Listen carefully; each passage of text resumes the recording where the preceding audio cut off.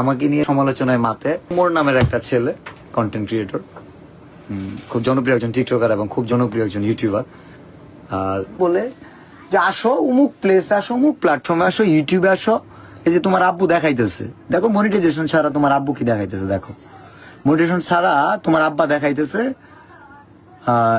$4,203, $5,04,000 টাকা মনিটাইজেশন ছাড়া ইনকাম করে। আসো রেকর্ড করো, পারবা?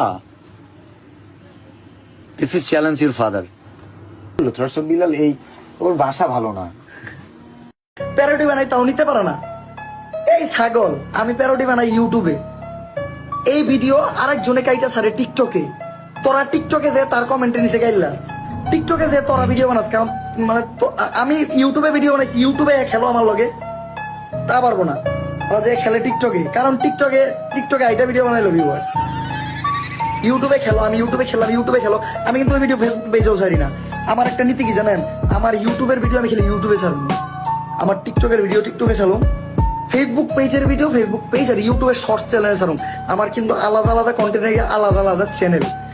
আমি কিন্তু কোনো সময় টিকটকে যে প্যারোডি ক্যারেক্টার প্লে করি না, আমার টিকটকের কন্টেন্টই আলাদা।